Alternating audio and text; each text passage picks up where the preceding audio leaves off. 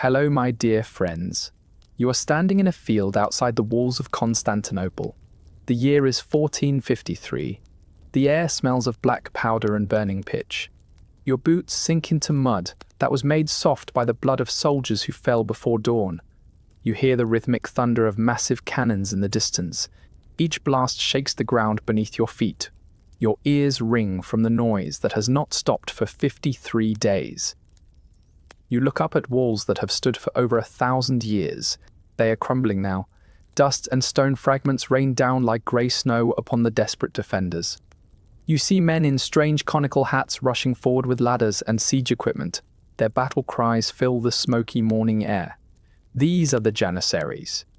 They are the elite slave soldiers of a sultan who believes God has chosen him to take this city. You watch as a section of the ancient wall collapses completely. Through the breach pour thousands of warriors with curved swords gleaming. The last Roman emperor charges into them and disappears forever.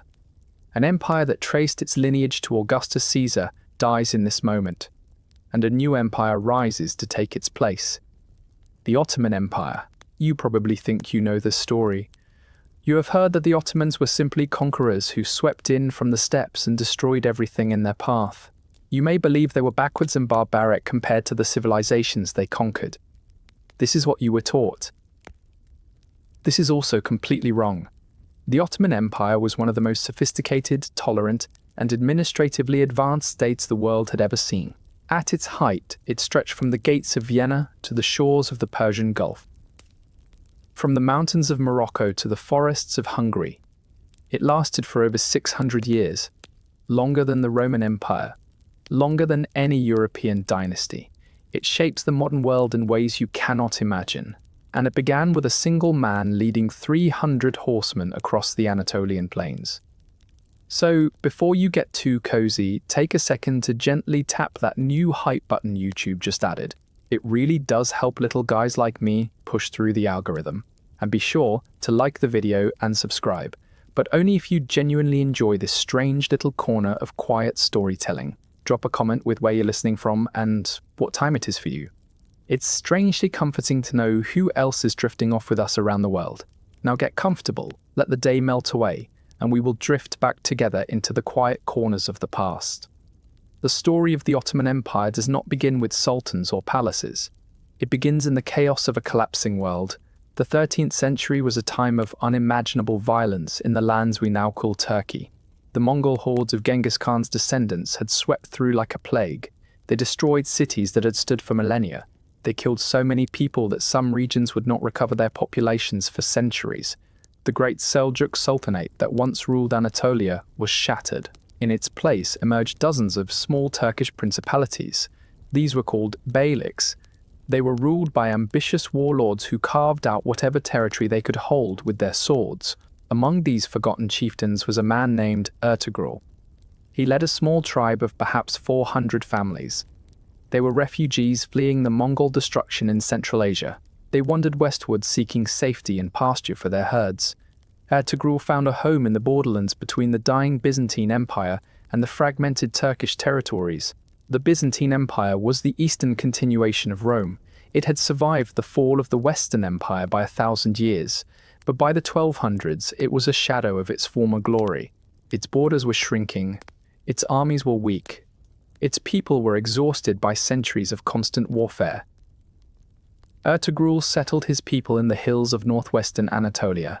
He swore nominal allegiance to the Seljuk Sultan, but in truth he was independent. He raided Byzantine territory when he could. He defended his lands when he had to. He was neither a king nor a conqueror.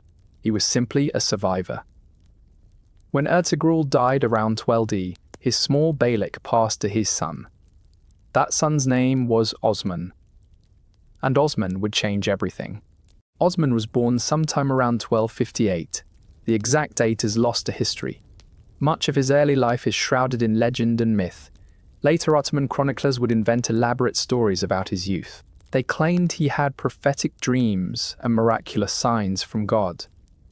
One famous legend says that Osman dreamed a moon rose from the chest of a holy man. The moon travelled across the sky and settled into Osman's own breast. From his navel grew an enormous tree. The tree's branches spread over the entire world. Its shade covered mountains and rivers and seas. When Osman woke, he told this dream to a wise sheikh named Idabali. The sheikh interpreted the dream as a divine promise. Osman and his descendants would rule a world empire. The sheikh gave Osman his daughter in marriage to seal this prophecy. Whether this dream actually happened is impossible to know, but it became a founding myth of Ottoman identity. Every sultan who followed would trace his legitimacy back to this moment. The reality of Osman's rise was probably less mystical and more practical. He was simply very good at two things: fighting and diplomacy. Osman understood that he could not build an empire through warfare alone. He needed alliances. He needed loyal followers who believed in his vision. He needed a reputation that would attract warriors from across the region. Osman began offering something unusual to those who joined him.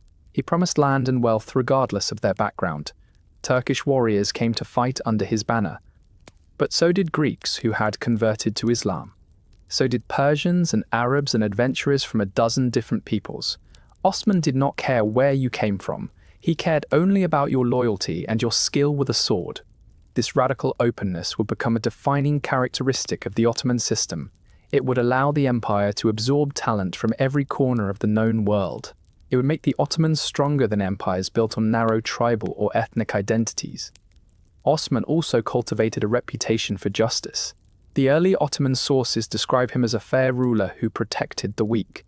Christian peasants in his territory reportedly preferred his rule to that of Byzantine lords. He taxed them fairly. He left their churches alone. He kept order on the roads so merchants could travel safely. This was revolutionary in an age of chaos and violence. People began to see Osman's little Beylik as an island of stability. Warriors seeking fortune came to join his growing army. Peasants fleeing persecution came to settle in his lands. Scholars and craftsmen came seeking patronage and protection. The population of Osman's territory grew rapidly, and with more people came more soldiers and more wealth. Osman began expanding his domains at the expense of the Byzantines. He captured fortresses along the frontier. He raided deep into Byzantine territory. He besieged the wealthy city of Bursa. The siege of Bursa would last for nearly a decade.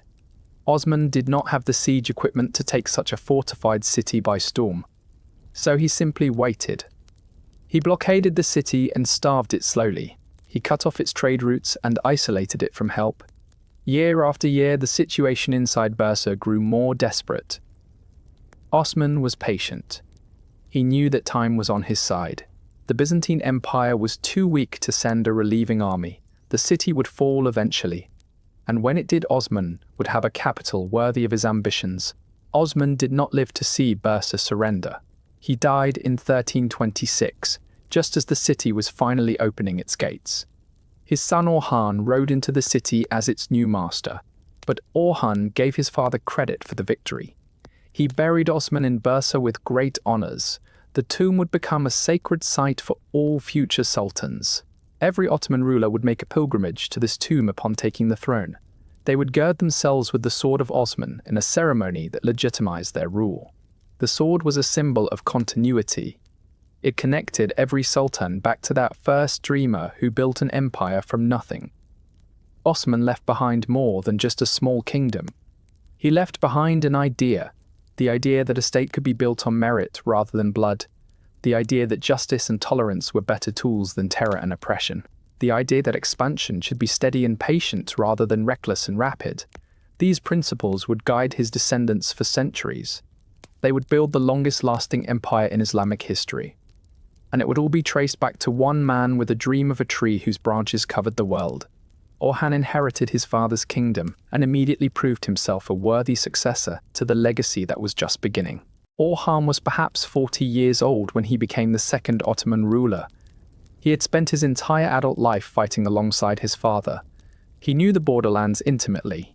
He knew every pass through the mountains, every ford across the rivers, every Byzantine fortress and its weaknesses. But Orhan understood something his father had only begun to grasp. Military conquest alone could not build a lasting state. He needed institutions. He needed bureaucracy. He needed systems that would survive any individual ruler. Orhan began transforming the Ottoman Beylik from a tribal confederation into something resembling a real government.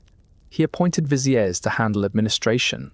He established a treasury to collect and distribute revenue. He created a rudimentary legal system based on Islamic law. He minted the first Ottoman coins with his own name and title. These may seem like small steps, but they were revolutionary in the context of early 14th century Anatolia. Most Turkish beyliks were held together only by the personal charisma of their leaders. When a strong chief died, his realm usually fragmented among quarreling sons and rivals. Orhan was determined to avoid this fate. He also expanded the military in crucial ways. The traditional Ottoman army consisted of mounted warriors who owed personal loyalty to the Sultan. These were effective raiders, but unreliable in long campaigns. They wanted to fight in summer and return to their families in winter. They expected to share in plunder immediately after every victory. This made them difficult to use for garrison duty or prolonged sieges. Orhan created the first permanent infantry units in Ottoman history. He recruited young Christian men from newly conquered territories. These men were converted to Islam and trained from youth in military discipline. They were paid regular salaries from the treasury. They owed loyalty only to the Sultan. They had no families or tribal connections to distract them. These soldiers were called Yeni Cheri in Turkish, new soldiers. In English, we know them as Janissaries. The Janissary system would become one of the most effective military institutions in world history. For 3 centuries, Janissaries would be the terror of European armies. They were disciplined when other armies were chaotic. They used gunpowder weapons when knights still relied on lances. They followed orders when other soldiers broke and ran. But the seeds of this fearsome force were planted here by Orhan. In the beginning, there were only a few hundred Janissaries. They formed the personal guard of the Sultan. They accompanied him everywhere and protected him with fanatical devotion. Later sultans would expand this force into an army of tens of thousands, but the principle remained the same. Slaves with no loyalty except to the throne made the most reliable soldiers. Orhan also looked beyond Anatolia for the first time. The Balkans lay just across the narrow straits that separated Asia from Europe. The Byzantine Empire still controlled these waterways, but Byzantine control was weakening every year. In 1354, a powerful earthquake struck the Gallipoli Peninsula.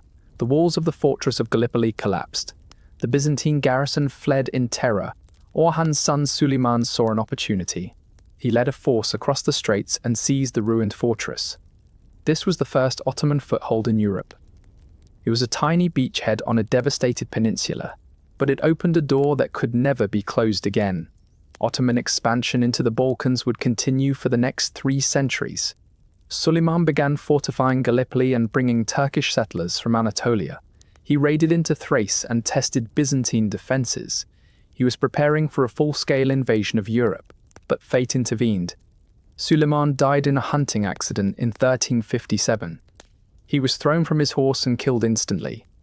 The loss devastated Orhan. Suleiman had been his chosen heir. He had been groomed for decades to take the throne. Now Orhan had to choose between his remaining sons. He selected Murad. This would prove to be a fortunate choice. Murad would become one of the greatest military commanders of the age. Orhan died in 1362 after a reign of nearly 40 years. He had transformed a small tribal territory into a genuine state. He had established the foundations of Ottoman government. He had created the Janissary Corps. He had gained the first Ottoman territory in Europe. His successors would build on these achievements to create a world empire, but Orhan deserves credit for understanding that empires are not built by warriors alone. They are built by institutions that outlast any individual. They are built by systems that can adapt and grow. They are built by the patient accumulation of power over generations. The Ottomans were just beginning their rise to dominance, and the man who would carry that torch next waited in the wings of history. Murad I came to power in a dangerous moment. His father had just died. His elder brother had died before that. Rivals in Anatolia saw an opportunity to challenge Ottoman dominance. The Byzantine Empire hoped this succession crisis would weaken their relentless enemy. Murad was perhaps 30 years old when he took the throne. He had already proven himself in battle. But now he faced threats on every frontier. He moved with speed and decisiveness that shocked his enemies. Within months of taking power, he had crushed the first rebellions. He executed rivals who might challenge his authority. He secured alliances through strategic marriages. He showed the world that the Ottomans had not grown weak. Then Murad turned his attention to Europe. His brother Suleiman had established a small foothold at Gallipoli. Murad would transform that foothold into an empire. The Balkans in the 1360s were a patchwork of weak and quarreling states. The Byzantine Empire still claimed Constantinople and its hinterland, but the Byzantines were exhausted and impoverished. They had no army worth mentioning. They survived only because no one had bothered to finish them off yet. Serbia was the strongest Balkan state. It had recently reached its greatest extent under the mighty Tsar Stefan Dusan. But Dusan had died in 1355, and his empire was fracturing. His nobles fought each other for territory and power. They had no unified command. They had no strategy for dealing with external threats. Bulgaria was in similar disarray. Once a great power, it had been weakened by civil wars and Mongol invasions. Its Tsars controlled less territory with each passing year. The Bulgarian nobility feuded endlessly. The common people suffered under crushing taxation and constant warfare. This was the world Murad invaded. A world of petty kings and squabbling nobles. A world waiting to be conquered by anyone with the will and the organization to do so. Murad crossed into Thrace with a large army in 1361. He captured the city of Adrianople. This was the second largest city in the Byzantine Empire. It controlled the main roads between Constantinople and the Balkans. Its fall sent shockwaves across Europe. Murad renamed the city Edirne. He made it his new capital. He preferred it to Bursa because it was closer to the European frontier. He could launch raids into Bulgaria and Serbia within days of leaving his palace. He could respond to threats immediately. He could keep his finger on the pulse of Balkan politics. From Edirne, Murad organized his conquest systematically. He did not simply raid and withdraw like previous invaders. He conquered territory and held it permanently. He installed Ottoman governors and garrisons. He settled Turkish colonists from Anatolia. He integrated local elites who were willing to collaborate. Christian nobles who submitted peacefully were often allowed to keep their lands. They paid tribute and provided soldiers but retained their local authority. This was far more attractive than the alternative. Nobles who resisted were destroyed utterly. Their lands were confiscated. Their followers were killed or enslaved. Their names were erased from history. The choice was clear: submit and prosper. Resist and perish. Many chose submission. Murad also perfected the system of devshirme. This was the practice of collecting Christian boys as tribute from conquered territories. The boys were taken from their families at young ages. They were converted to Islam and trained for service. The most promising became janissaries. Others became administrators or palace servants. A few rose to become viziers and governors. The devshirme was brutal by modern standards. Families were torn apart. Children were separated from everything they knew. But for the boys themselves, it often represented opportunity. A peasant boy from a remote village might rise to command armies. He might govern provinces. He might accumulate wealth and power unimaginable to his parents. The Ottoman system was ruthlessly meritocratic in some ways. Birth mattered less than talent. A slave could outrank a born Muslim. A convert could achieve more than those whose families had followed Islam for generations. This social mobility was unusual in the medieval world. It helped explain why the Ottoman system attracted capable people from everywhere. It also helped explain why the empire functioned so effectively for so long. Murad used his growing armies to push deeper into the Balkans each year. He forced the Byzantine emperor to become his vassal. He compelled Serbian and Bulgarian princes to pay tribute. He seemed unstoppable. But in 1389 he faced his greatest test. A coalition of Balkan states finally united against him. Serbs, Bosnians, Albanians, and others gathered a massive army. They met the Ottomans on a field called Kosovo Polje, the field of blackbirds. What happened there would shape the destiny of nations for centuries to come. The Battle of Kosovo took place on June 15, 1389. It remains one of the most mythologized battles in European history. For the Serbs, it would become a defining moment of national identity. Songs and poems about Kosovo would be sung for 600 years. The truth of what happened is harder to determine than the legends. What we know is that a large coalition army gathered under Serbian leadership. Prince Lazar of Serbia commanded the Allied forces. He had spent years trying to unite the fractured Balkan states against the Ottoman threat. He achieved only partial success. Some nobles joined him. Others stayed home to protect their own territories. The exact size of either army is unknown. Medieval chroniclers routinely exaggerated numbers. Modern estimates suggest perhaps 25,000 to 30,000 soldiers on each side. This was a major battle by the standards at the time. The fighting was fierce and bloody.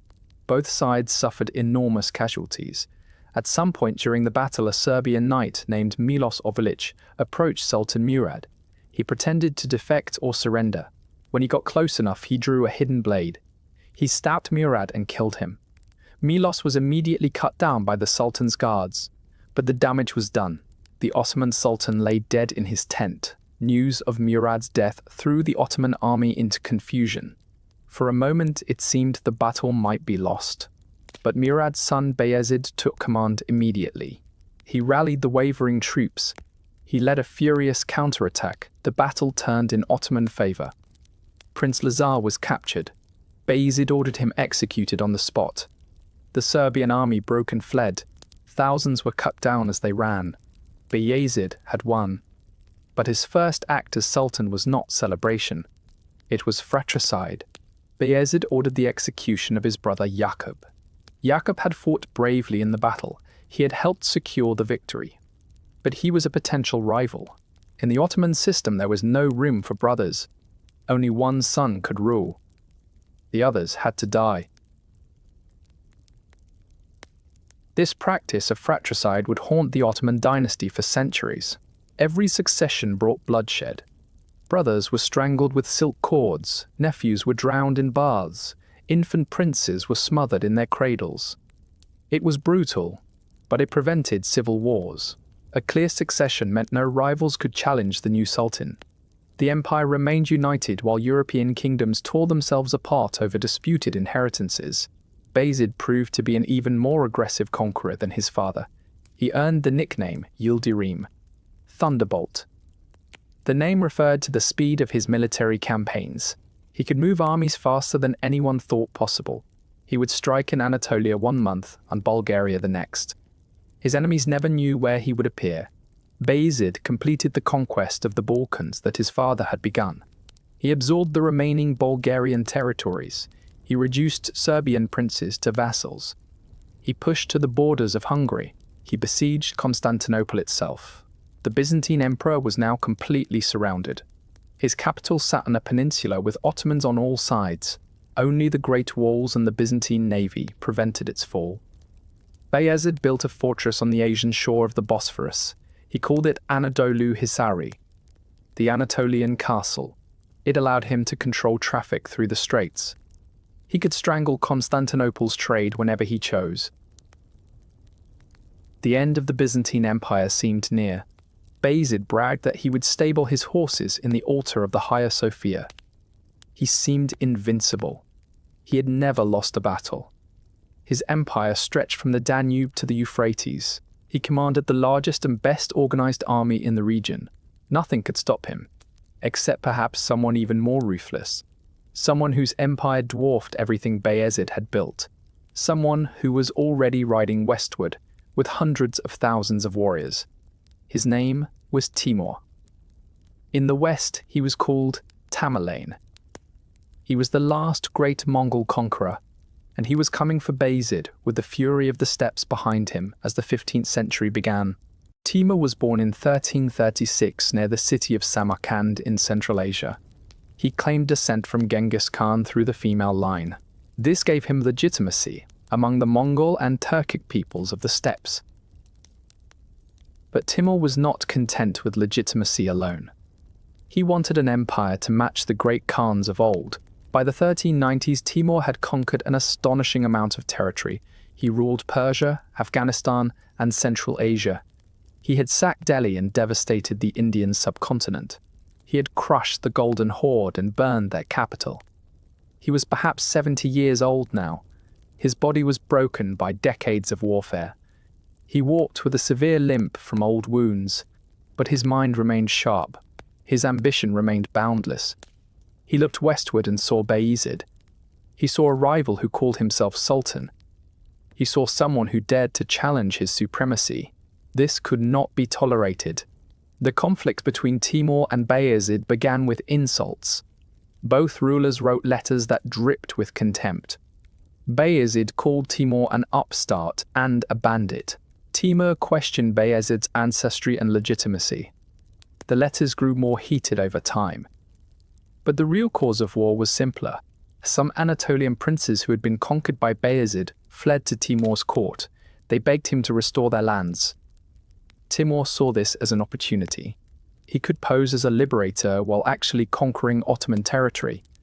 In 1402, Timur invaded Anatolia with an enormous army. Estimates of its size vary wildly. Some sources claim 800,000 men. This is certainly exaggerated. But even if the true number was only 140,000, it was still vastly larger than anything Bayezid could field. Timur also brought something else: war elephants from his Indian campaigns. These terrifying beasts had never been seen in Anatolia. The Ottoman horses panicked at their sight and smell. Bayezid gathered his forces and marched to meet the invasion. He had perhaps 85,000 men. This included his Janissary Corps. It included his Anatolian cavalry. It included Serbian vassal troops who fought reluctantly for their overlord. The two armies met near the city of Ankara on July 20, 1402. The Battle of Ankara was a catastrophe for the Ottomans. Bayezid's Anatolian troops deserted almost immediately. They had been conquered by Bayezid. They felt no loyalty to him. When they saw their former princes riding with Timur's army, they switched sides. The Serbian vassals fought bravely, but were overwhelmed. The Janissaries formed a defensive square and refused to surrender. They were killed almost to the last man. Bayezid himself was captured. The Thunderbolt was put in chains. Different accounts tell different stories about what happened next. Some say Timur treated Bayezid with respect. Others say he humiliated the captured sultan. The most famous story claims Bayezid was kept in an iron cage. He was displayed like an animal at Timur's feasts. His wife was forced to serve wine naked to Timur's guests. Whether these stories are true is unknown. What is certain is that Bayezid died in captivity about 8 months later. Some say he committed suicide by bashing his head against the cage bars. Others say he simply died of despair and illness. The mighty sultan, who had nearly conquered Constantinople, ended his life as a prisoner. His death left the Ottoman state in chaos. Bayezid had several sons. Each one claimed the throne. They began fighting each other immediately. The period known as the Ottoman interregnum had begun. For 11 years, the empire was torn apart by civil war. Brothers fought brothers. Sons fought uncles. The great conquests of the previous century seemed about to collapse. The Balkans remained in Ottoman hands, but barely. Anatolia was divided among warring princes. It looked like the Ottoman experiment might be over. The quick rise would be followed by an equally quick fall. Europe breathed a sigh of relief. The terrible Turks were destroying themselves. Perhaps Christendom was saved after all, but Europe celebrated too soon. From the ashes of civil war, a new sultan would emerge. He would reunite the shattered empire. He would rebuild what had been destroyed, and he would set the stage for the greatest conquest in Ottoman history. His name was Mehmed I, and his story of survival against impossible odds began in the darkest hour of his dynasty. The Ottoman Civil War of 1402 to 1413 was extraordinarily vicious. At least 5 sons of Bayezid claimed the throne. They formed alliances with foreign powers. They betrayed each other constantly. They killed brothers, cousins, and anyone else who stood in their way. The Byzantine emperor watched with delight. For the first time in decades, he could play politics instead of merely surviving. He supported whichever Ottoman prince seemed weakest. He kept them fighting each other. He regained some territories that had been lost. He even received tribute from competing Ottoman factions. This was a remarkable reversal of fortune. Just a few years earlier, Bayezid had been besieging Constantinople. Now the Byzantines were kingmakers in Ottoman politics, but this situation could not last. Eventually, one prince would eliminate all the others. The last man standing was Mehmed. He was not the eldest son. He was not the most likely to win. but he proved to be the most capable and the most ruthless. Mehmed defeated his last surviving brother in 1413. He executed him immediately. The civil war was over. Mehmed had won. But what had he won exactly? An empire in ruins, a treasury that was empty, an army that had been bled white by a decade of internal warfare, territories that had been lost to rivals and enemies, a reputation that had been shattered by defeat and chaos. Mehmed spent his reign repairing the damage. He could not launch major conquests. He did not have the resources. Instead, he focused on consolidation and recovery. He rebuilt the administrative system that had fallen apart during the civil war. He reconciled with former enemies when possible. He strengthened the Janissary core that had been nearly wiped out at Ankara. He restored Ottoman prestige through careful diplomacy. Mehmed was not a dramatic ruler. He did not win great battles or conquer vast territories, but he saved the Ottoman state from extinction. Without his patient work, the empire would have disappeared. It would have become just another Anatolian beylik, a footnote in history books rather than a world power. Mehmed died in 1421. He was only 47 years old. His health had been ruined by years of warfare and stress, but he left behind a functioning state. His son Murad II inherited an empire that was stable if not yet recovered. Murad was 19 when he took the throne. He would rule for 30 years. During that time, he would complete his father's work of restoration. He would rebuild Ottoman military power. He would resume expansion in the Balkans. He would set the stage for the conquest his son would achieve. Murad was a complex man. He was a capable soldier and administrator, but he was also weary of power. He tried to abdicate twice during his reign. Both times, crises forced him back to the throne. He seemed to genuinely prefer scholarship and contemplation to warfare and politics. But fate would not leave him in peace. The first major challenge came from Hungary.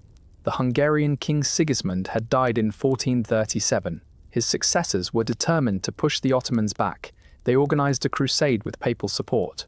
Armies gathered from Hungary, Poland, Serbia, and other Christian states. They invaded Ottoman territory in 1443.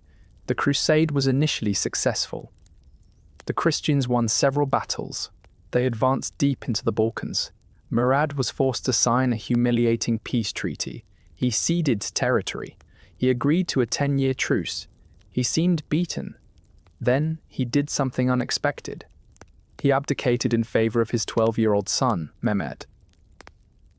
He retired to a palace in Anatolia to study and pray. He was done with power. Or so he thought. The Christians broke the treaty almost immediately. Pope Eugenius declared the oaths made to infidels were not binding. The Crusaders invaded again in 1444. They expected easy victory against a child sultan. They miscalculated badly.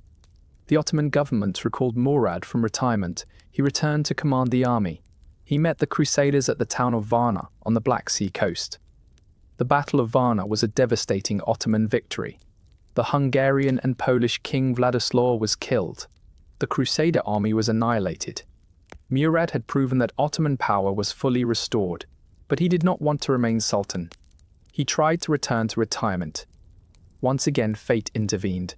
A Janissary revolt in the capital demanded his return. Murad came back to the throne reluctantly. He would rule until his death in 1451. He spent his last years preparing his son for the supreme task that awaited. That son was Mehmed. And Mehmed had dreamed of Constantinople since he was a child, knowing that destiny had chosen him to take the unconquerable city. Mehmed II was 19 years old when his father died. He had already been sultan twice before, once as a 12-year-old puppet, once briefly when his father first tried to abdicate. Both times he had been overshadowed by his father's return. Now finally he was truly in charge, and he knew exactly what he wanted to do. He wanted to take Constantinople. The city had haunted Ottoman ambitions for over a century. His great-great-grandfather Bayezid had besieged it. The city had survived. Other sultans had dreamed of its capture. None had succeeded. The walls of Constantinople were legendary. They had protected the city for over 1,000 years. No army had ever breached them by force. The city had fallen only once to foreign conquerors. That was in 1204 when Crusaders betrayed their Byzantine allies. They captured the city through treachery, not military prowess. But Mehmed believed he could do what no one else had done. He would take the walls by storm. He would end the Byzantine Empire once and for all. He would transform himself from a minor sultan into a world historical figure. Mehmed began preparing for the siege immediately after taking the throne. He built a massive fortress on the European side of the Bosphorus. It faced the earlier fortress his great-grandfather had built on the Asian side. Together they controlled the straits completely. No ship could pass without Ottoman permission. Constantinople was now cut off from its grain supplies in the Black Sea. Mehmed commissioned the largest cannons ever built. He hired a Hungarian engineer named Osman, who had offered his services to the Byzantines first. The Byzantines could not afford to pay him. Mehmed could. Osman built a monster cannon that could fire stone balls weighing over 600 pounds. It took dozens of oxen to pull it. It could only fire 7 times per day because it needed hours to cool between shots. But each shot could shatter walls that had stood for centuries.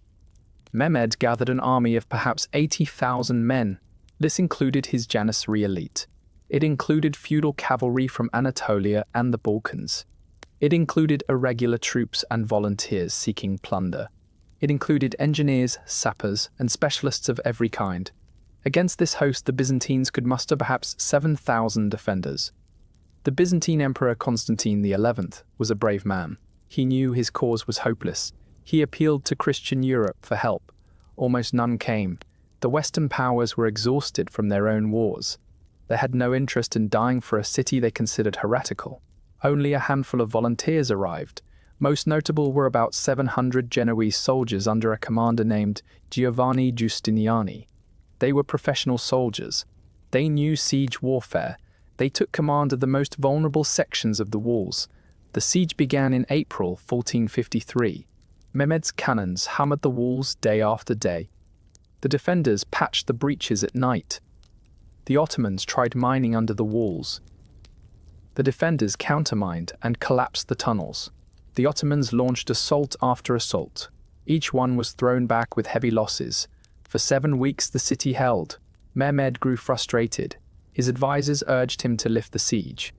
He refused. He ordered one final massive assault for May 29. Every soldier who could carry a weapon would attack at once. They would overwhelm the defenders through sheer numbers. The attack began before dawn. Wave after wave crashed against the walls.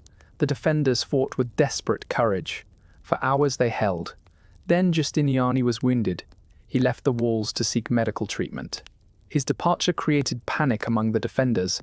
At almost the same moment, someone discovered a small gate had been left unlocked. Ottoman troops poured through. The defense collapsed. Emperor Constantine threw off his imperial regalia. He charged into the mass of Ottoman soldiers. He was never seen again. His body was never positively identified.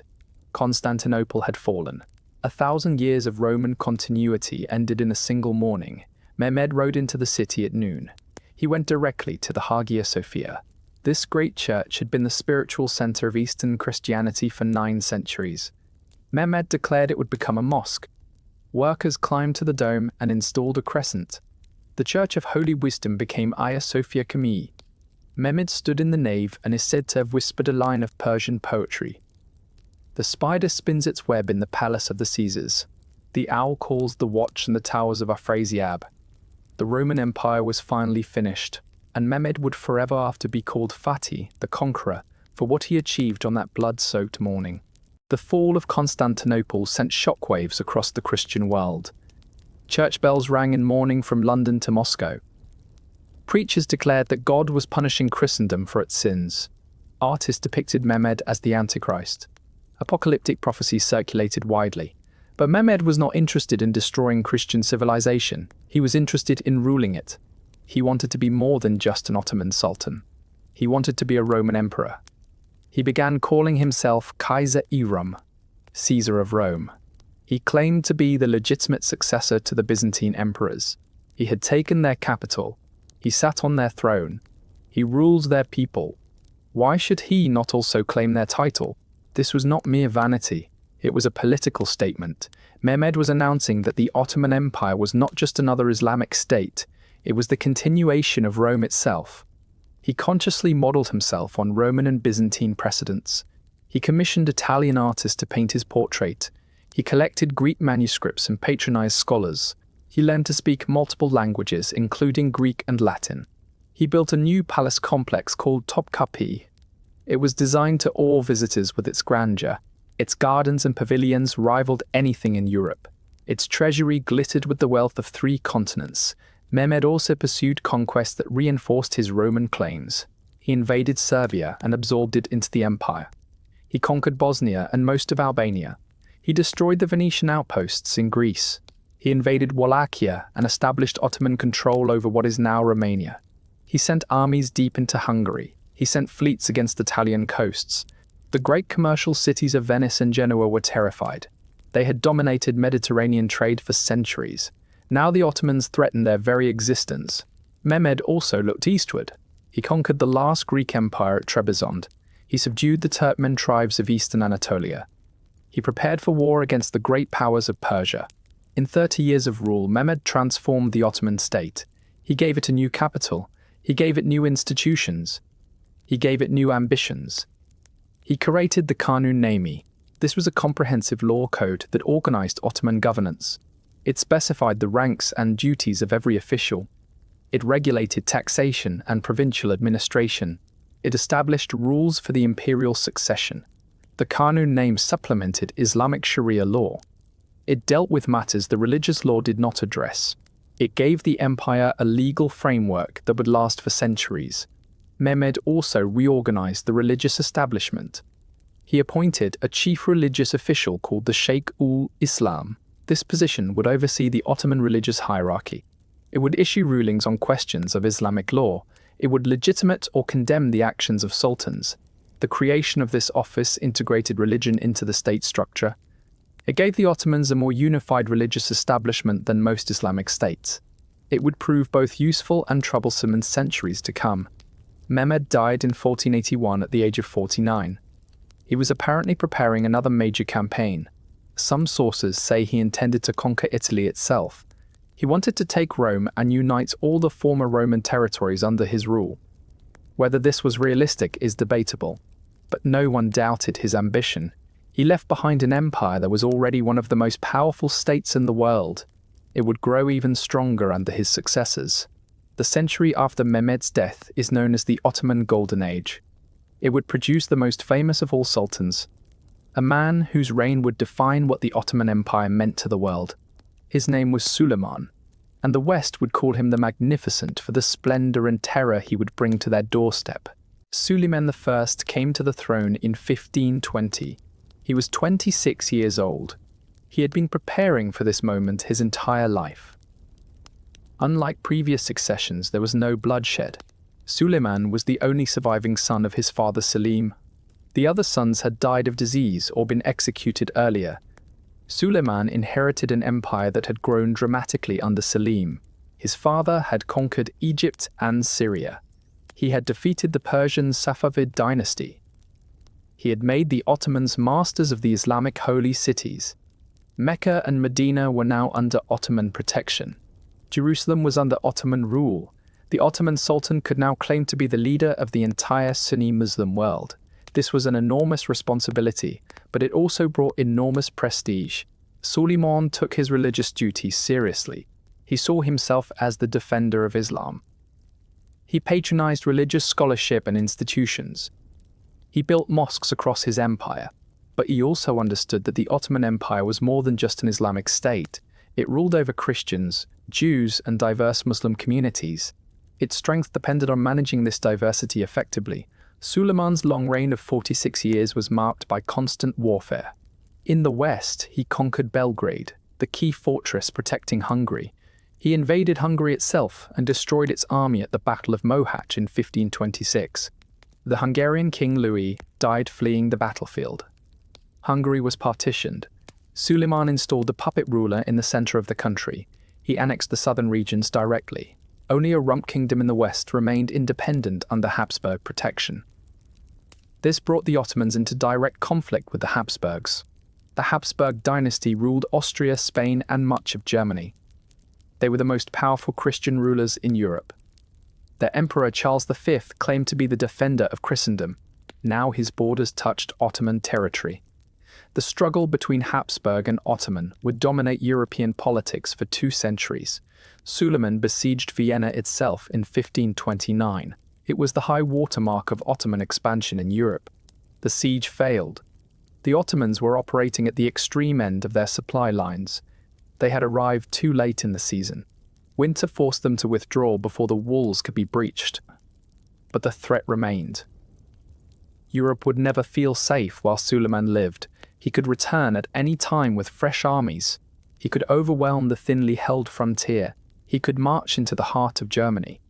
This fear shaped European politics for generations. The Protestant Reformation succeeded partly because Catholics could not unite to suppress it.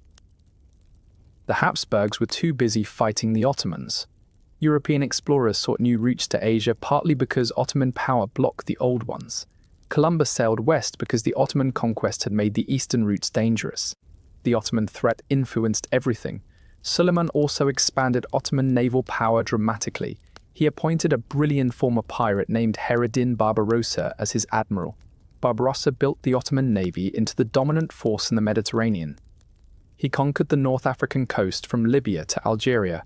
He raided Spanish and Italian shores. He defeated combined Christian fleets at the Battle of Preveza in 1538. After Preveza, the Mediterranean was essentially an Ottoman lake. Christian ships sailed only where the Ottomans permitted. Trade flowed on Ottoman terms. Piracy under Ottoman protection devastated Christian coasts. Hundreds of thousands of Europeans were taken as slaves. Many were sent to Istanbul to row in galleys or work in households. Others were ransomed back at extortionate prices. This captivity bred deep hatred and fear of the Turk in European popular culture. But Suleiman was not merely a warrior, he was also a lawgiver. In Turkish, he is not called Suleiman the Magnificent, he is called Suleiman Kanuni. Suleiman, the lawmaker. He systematized Ottoman law as never before. He reformed taxation to make it more equitable. He regulated criminal justice. He standardized administrative procedures across the empire. He protected the rights of non-Muslim subjects within the limits of Islamic law. His reign represented Ottoman civilization at its peak, a moment when one man could reasonably claim to be the most powerful ruler on earth. Suleiman's personal life was marked by tragedy and scandal. He fell deeply in love with a slave woman named Hurrem. In the West, she was known as Roxolana. She had been captured from what is now Ukraine. She was sold in the slave markets of Istanbul. She entered the imperial harem and caught the Sultan's attention. What happened next was unprecedented. Suleiman freed her and married her legally. No Ottoman Sultan had ever married a slave before.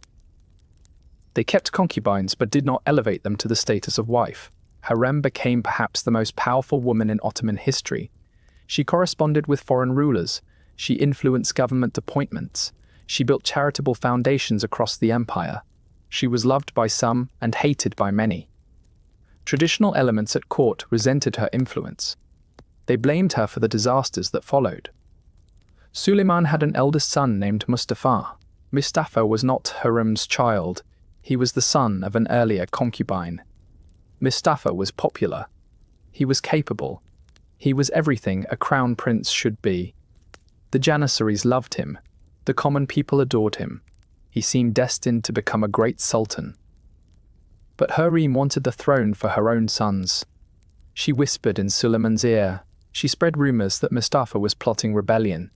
She convinced the aging sultan that his own son meant to overthrow him. In 1553, Suleiman summoned Mustafa to his tent. When Mustafa entered, he found executioners waiting. They strangled him with a bowstring while his father listened from behind a curtain. The murder of Mustafa shocked the empire. It destroyed Suleiman's reputation for justice. It poisoned his last years with guilt and suspicion. But it achieved Hurrem's goal. Her son Selim would inherit the throne. Hurrem herself died in 1558.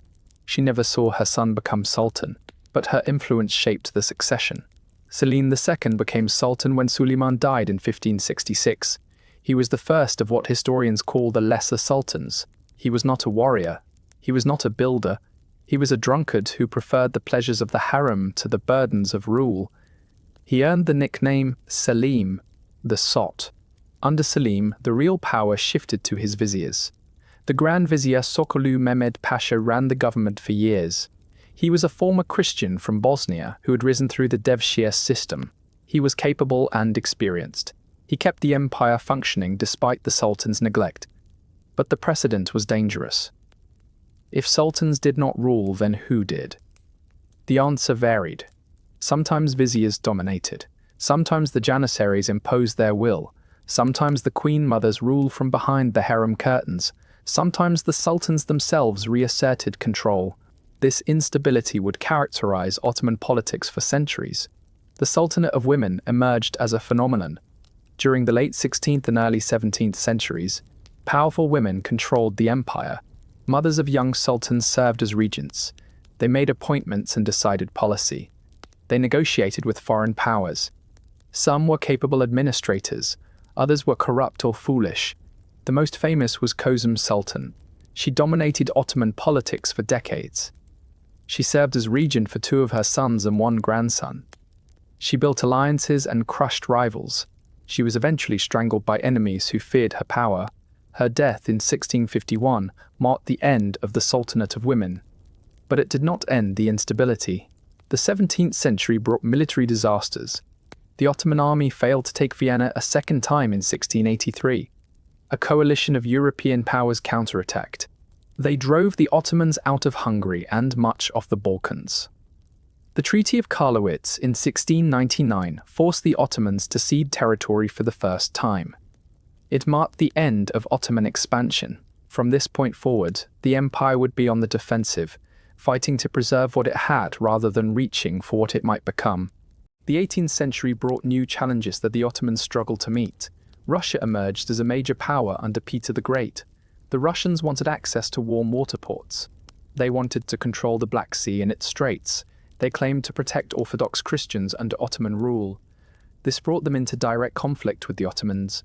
War after war ended in Russian victory. The Ottomans lost the Crimean Peninsula. They lost control of territories north of the Black Sea. They lost their monopoly on the straits. Russian ships could now sail into the Mediterranean. The balance of power had shifted decisively. At the same time, Western Europe was transforming itself. The Industrial Revolution was creating new forms of wealth and power. Factories produced goods faster and cheaper than Ottoman workshops. Steam engines powered ships and trains that could move faster than horses. New weapons made European armies deadlier than ever before. The Ottomans watched these developments with growing alarm.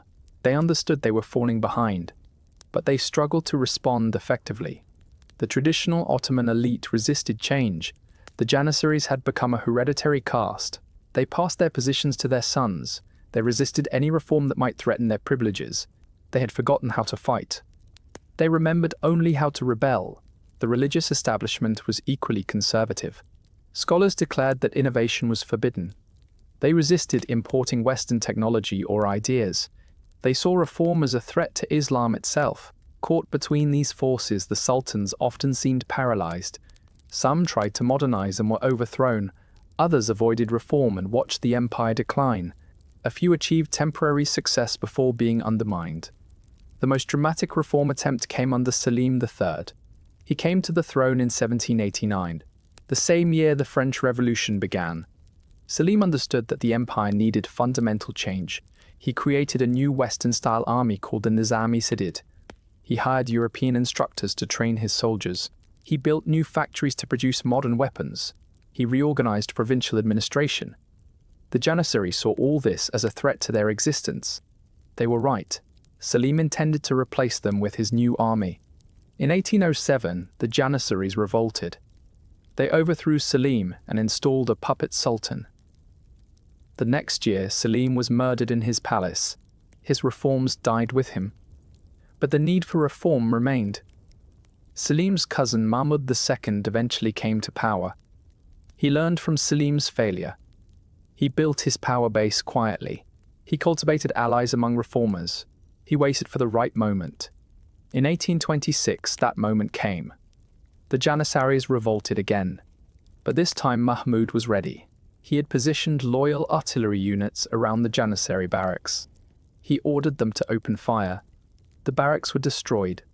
Thousands of Janissaries were killed. The survivors were hunted down and executed. The corps that had served the Ottomans for over 5 centuries was wiped out in a single day. Mahmud called this the auspicious incident. It opened the way for serious reform. Mahmud created a new army modeled on European lines.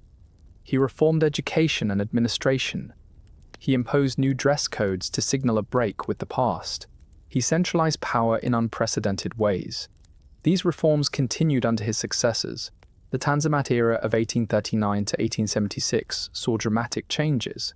Legal reforms guaranteed equality for all subjects regardless of religion. New schools taught Western sciences and languages. Railways and telegraph lines connected the empire as never before. But reform also created new problems. Nationalism was spreading among the empire's Christian populations. Greeks had won independence in the 1820s. Serbs, Bulgarians, and Romanians would follow. Each independence weakened the empire further. Each demonstrated that the old order was dying, and no amount of reform could fully arrest the forces tearing the Ottoman world apart. The Ottoman Empire entered the 20th century as the sick man of Europe. This phrase had been coined decades earlier. It captured the widespread assumption that the empire was dying. The only question was how the pieces would be divided. European powers circled like vultures. Russia wanted Constantinople and the Straits. Austria wanted the Balkans. Britain wanted to protect its route to India. France wanted Syria and Lebanon. Everyone wanted something. The Ottomans survived by playing these rivals against each other. When one power threatened, they appealed to another for protection. This balancing act grew increasingly desperate as time passed. In 1908, a revolution transformed Ottoman politics. A group of military officers and intellectuals called the Young Turks seized power. They forced Sultan Abdul Hamid II to restore the constitution he had suspended decades earlier. They promised to modernize the empire and save it from collapse. Initially, there was optimism. Elections were held. A parliament met. Different ethnic groups hoped for genuine equality, but the optimism faded quickly. The Young Turks proved to be authoritarian nationalists. They increasingly favored Turkish identity over the multi-ethnic Ottoman tradition. They alienated the Arab, Armenian, and other populations. They stumbled into disastrous wars. In 1911, Italy invaded Libya. The Ottomans lost their last territory in Africa. In 1912, the Balkan states united against the empire. They drove the Ottomans back almost to the gates of Istanbul. Centuries of European conquest were undone in months. The losses were devastating, not just territory but people. Hundreds of thousands of Muslims were expelled or killed. Refugees flooded into Anatolia, bringing tales of atrocities. The Young Turk leadership grew radical and paranoid. They blamed everyone except themselves for the disasters. They planned revenge. The opportunity came with the outbreak of World War I in 1914. The Young Turks allied with Germany against Russia, Britain, and France. They believed Germany would win. They hoped to recover lost territories in the chaos. They made a catastrophic miscalculation. The war went badly from the beginning. Russian armies invaded from the east. British and French forces attacked from the south. An attempted invasion of Egypt failed.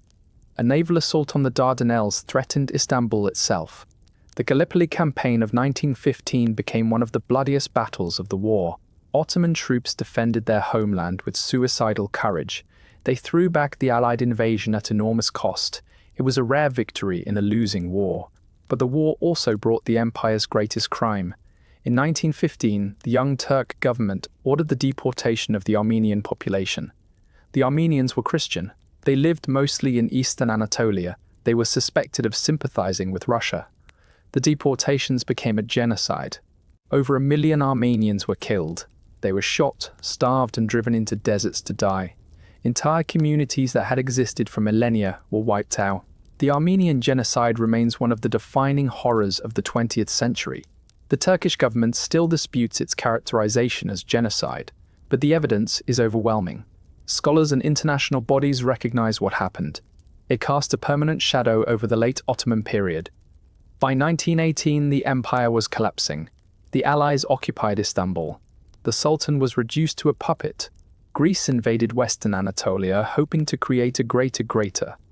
Arab territories were divided among the victors. The Ottoman Empire, as it had existed for 6 centuries, was finished, but from its ashes, something new would emerge, led by a man who had proven himself at Gallipoli and now refused to accept his nation's destruction. Mustafa Kemal was born in 1881 in Thessaloniki. That city is now in Greece. Then it was an Ottoman city with a diverse population. Kemal was the son of a minor official. He showed early talent for military studies. He rose through the officer corps of the late Ottoman army.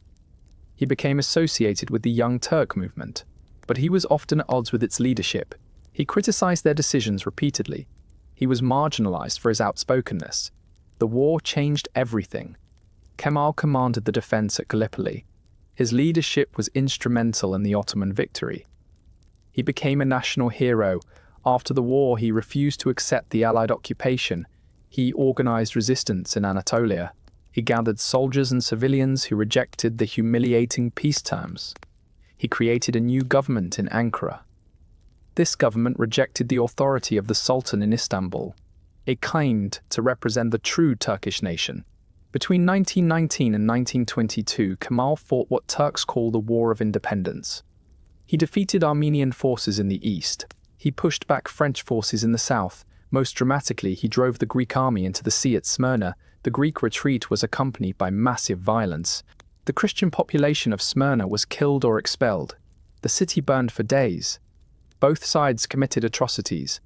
The population exchanges that followed uprooted millions. Greeks who had lived in Anatolia for millennia were expelled. Turks who had lived in Greece for centuries were forced to leave. The trauma of this period shaped both nations permanently. By 1923, Kemal had achieved his military goals. The Allies recognized Turkish sovereignty over Anatolia. The Sultanate was abolished. The last Ottoman Sultan sailed away into exile on a British warship. 6 centuries of Ottoman rule ended with a whimper. Kemal declared the Republic of Turkey. He became its first president. He would rule until his death in 1938. Kemal transformed Turkey in ways that still define it. He abolished the caliphate. The Ottoman sultans had claimed to be leaders of all Sunni Muslims. Kemal ended that claim entirely. He separated religion from state. He replaced Islamic law with European legal codes. He replaced the Arabic alphabet with Latin letters. He gave women the right to vote and hold office. He banned traditional clothing and religious orders. He renamed cities to remove Greek and Armenian associations. He tried to create a purely Turkish nation from the ashes of a multi-ethnic empire. These reforms were radical and often brutal. Those who resisted were suppressed harshly. Kurdish populations seeking autonomy were crushed. Religious conservatives were marginalized. Diversity was sacrificed for unity. Kemal was renamed Ataturk, father of the Turks. He is still revered in Turkey today. His image appears on every banknote. His death is commemorated annually. Criticizing him remains taboo in Turkish society. But his legacy is complicated. The Turkey he created was stable and independent. It became a modern nation-state that survived while others failed. But it also denied parts of its Ottoman and Islamic heritage. It suppressed minorities who did not fit the national vision. The tensions he created remain unresolved today. The Ottoman Empire had lasted from 1299 to 1922, 623 years. It had ruled over dozens of peoples and faiths. It had shaped the modern boundaries of the Middle East and Balkans. Its memory haunts the present. Arabs resent the centuries of Ottoman dominance. Balkan nations define themselves against the Turkish past. Armenians demand recognition of their genocide. Greeks and Turks remain suspicious neighbors. The Ottoman Empire is gone, but its ghosts remain, shaping conflicts and identities that show no sign of fading away. As we reach the end of this journey, you might wonder what the Ottoman Empire means for us today. It is easy to see the Ottomans as simply exotic, or cruel, or backward. This is how Western cultures have often portrayed them. But that portrayal misses something essential. The Ottoman Empire was one of history's great experiments. It asked whether different peoples and faiths could live together under one roof. For centuries, the answer was yes. Muslims, Christians, and Jews lived side by side in Ottoman cities. They did not live as equals by modern standards, but they lived with a degree of tolerance rare in the medieval and early modern world. When Spain expelled its Jews in 1492, the Ottomans welcomed them. When Protestant and Catholic Christians were slaughtering each other in Europe, the Ottomans watched in bewilderment. They did not understand why people of the same faith hated each other so much. This is not to romanticize Ottoman rule. It was authoritarian. It was often brutal. It committed crimes that stain its history permanently. But it also represented a model of diversity that we might learn from.